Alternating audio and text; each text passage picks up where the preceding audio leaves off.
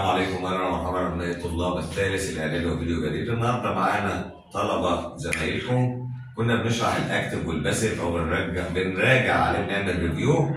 هنحط جمل على البورد زي ما انتم شايفين وهم هيقولوا لنا ازاي بيتعاملوا مع الجمله او بيفكروا فيها.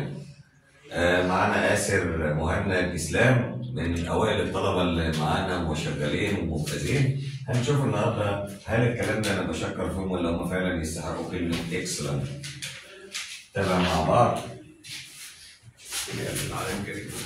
داخل حبيبي. هنبدأ من يا شباب؟ مين اللي هيحكي معانا؟ الأول. اتفضل. آسر مثلا هيقرأ الجملة يقول لنا انجلش لانجوج سبيك all over the world. هنسأله نقول له الجملة اكتف ولا باسيف؟ اكتف. لو قال اكتف يبقى الجملة دي معلوم. لو قال لنا باسيف يبقى الجملة مجهول. يعني لو احنا بنفكر في اكتف وباسيف، طب انا بعرف منين يا آسر الجملة مجهول؟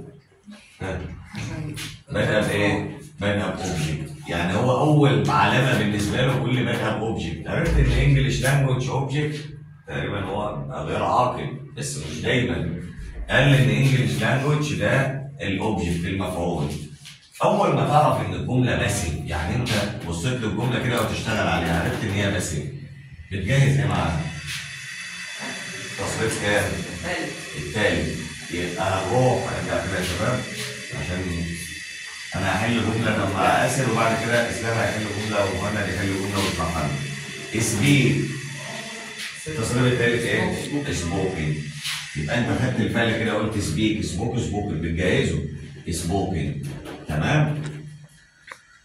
نروح نسال الجمله سؤال، انت ايه؟ ماضي ولا مضارع؟ برافو عليك. مفيش ماضي هتبقى اسم. بيسأل الجملة انت بريزنت اور باست، ماضي ولا مضارع؟ أنا عرفت إن الجملة بريزنت مضارع، لسه نعرفها منين؟ هنجهز فيرب تو بي ام أو إز أو ار. انجلش لانجوج ام أور إز أور ار؟ إز. والتصريف ده إز عشان المفعول مفرد. اكسلنت. إز عشان المفعول مفرد. انجلش إز سبوكن all over the world. احكي لنا كده يا إسلام الجملة الثانية. انت عرفت منين ان هي باسف؟ احكي لزمايلك، لا خلي وشك لزمايلك، احكي لزمايلك، لف كده زي ما انا كنت واقف. مصطفى. أيوة. حضرتك مستنتج حضرتك زي ما انا كنت واقف واتكلم. علي صوتك يا مش هيسمعوك. يلا يا اسلام ما فيش كسوف انت. شوف يا جماعه، ها لازم اول حاجه لو لقينا باسف بالعربي. اللي هو مفعول في اول جمله، معنى كان الجمله دي باسف يعني مجهول. تمام. يعني وبنجهز التصريف الثالث للفعل اللي هو فيزيت اللي هو فيزيت. اكسلنت. وساعتها بنروح للزمن بنشوفه لو هو مضارع بناخد از او ار او ان. عرفنا ان مضارع هنا في الجمله ايه؟ افري داي او افري يير. طيب انا عندي كلمه ثانيه كي وورد في الجمله خليك باي لو موجوده حتى لو ما انتش عارف ان ده مثلا اوبجكت مفعول يبقى باي تدل على ان هو باسف. بالظبط. باي قالت لنا ان الجمله باسف، بدات تتعامل قلت لي الاجابه بتاعتك ايجيبت. ايجيبت هتبقى انها مفرد هناخد اسر. التصريف الثالث وفيزيت فيزيتد. اكسلنت. اتفضل استاذ مهند نور. السلام عليكم ورحمه الله وبركاته. تمام معانا دوس لايك لو انت اول مره تشوفني واشتراك ويلا بينا. اكسلنت يا مهند.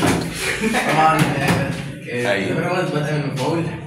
جمله بدأ بالاوبجكت من مع المفعول. انا باي نعرف ان هي مجهول. اكسلنت. نجيب التصريف الثالث من بيلت.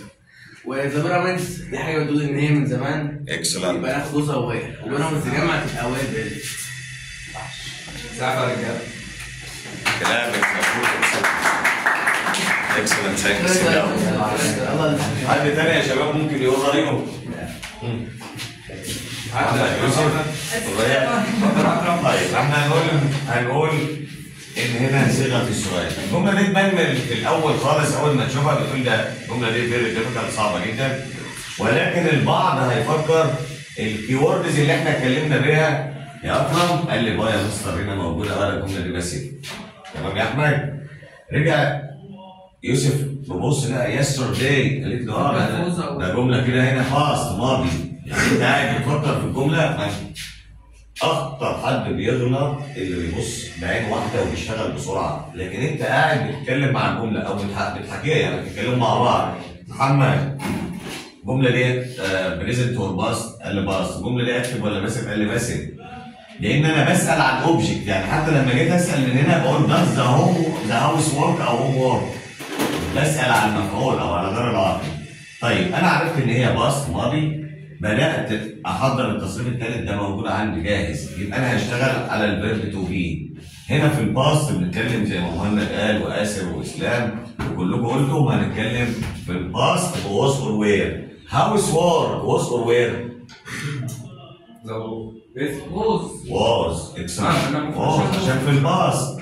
was the house work done by him yesterday. ماضي علشان ايوه يبقى احنا كده عرفنا الاكتف والباسيف، عرفنا الباسيف. الباسيف في البريزنت في المضارع قلنا الانجلش لانجوج از سبوكن all over the world. جمله ثانيه في البريزنت Egypt is visited by tourists every year.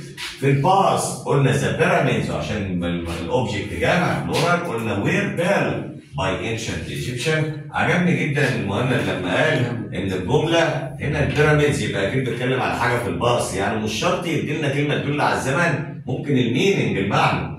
هنا قلنا was the house work done by him yesterday. هو بيقدر ازاي؟ كل يوم وكل حصه ان شاء الله هنقول او نراجع درس جرامر. بيست ريجاردز جود لك.